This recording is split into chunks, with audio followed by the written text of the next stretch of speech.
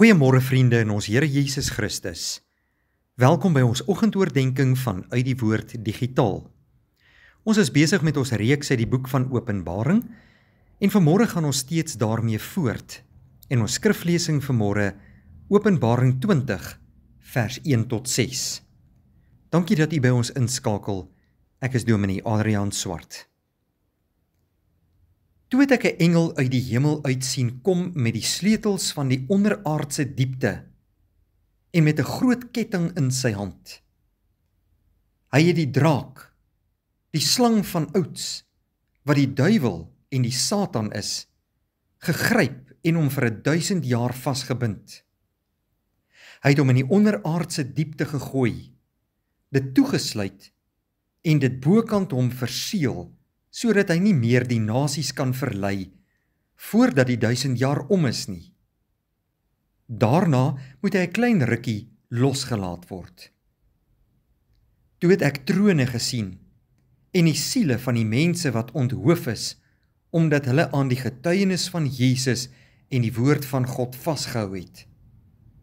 Hulle het op die trone gaan sit, en aan hulle is die bevoegdheid gegee om as regters op te tree. Dit is hulle wat nie die dier in sy beeld aanbid het nie, en nie die merk op die voorkop en op die hand aanvaar het nie. Hulle het lewend geword en saam met Christus 1000 jaar lank geregeer. Dit is die eerste opstanding.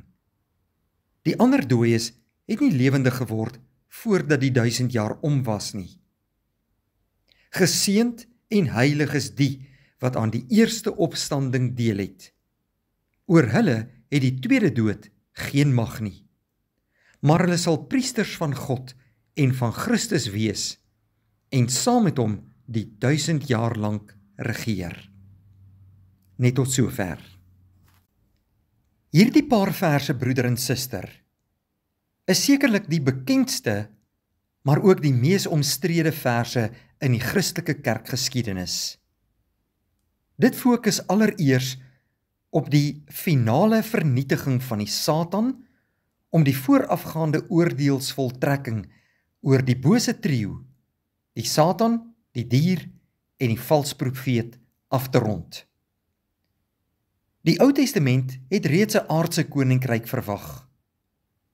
Die rabbies in die Joodse volk het hierdie verwagting lewend gehou en 'n voorlopige koninkryk verwag. Rabbi Akiba het die voorlopige koninkryk as 'n 40 jaar lange tydperk verwag in Deuteronomium 8. 'n ander rabbi het na aanleiding van Micha 4 'n koninkryk van 400 jaar verwag. Ons lees in Openbaring 20 meer as een keer van 1000 jaar.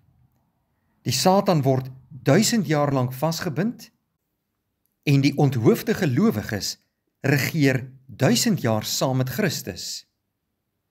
Hoe moet ons die 1000 jaar interpreteer? Is dit 'n letterlike 1000 jaar of 'n simboliese tydperk? Want onthou, die boek Openbaring word in baie simboliese taal en beelde geskryf. Wanneer breek hierdie 1000 jaar aan?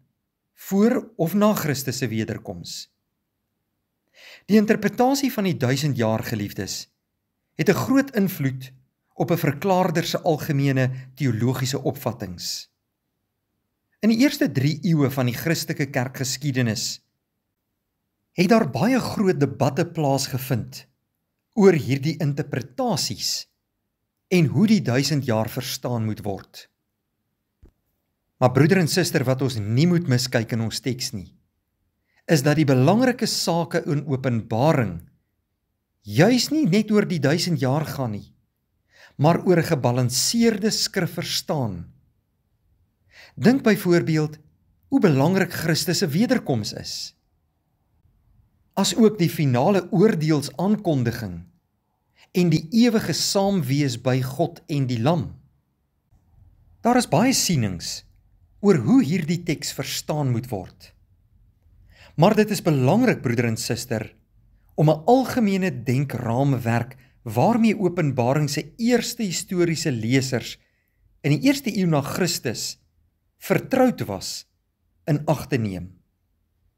'n Mens kry eintlik die indruk dat Johannes met betrekking tot die eindverwagtings in Openbaring 20 formeel aansluit by hierdie denkraamwerk van sy tyd, deur die beelde en terme wat hy gebruik, en dit dan met 'n Christelike interpretasie te vul.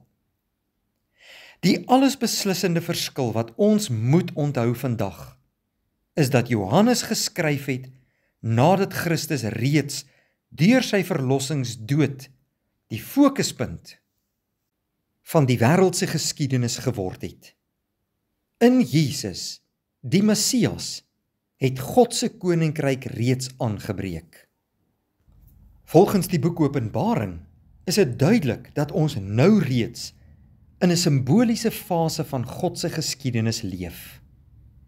Die 1000 jaar is saamgestel uit die getal 10, wat in Openbaring voluit simboliseer, en dan tot die mag 3, wat volle betuiging voorstel. Ons sou bloot kon sê, dit is God se ten volle betuigde fase in die geskiedenis.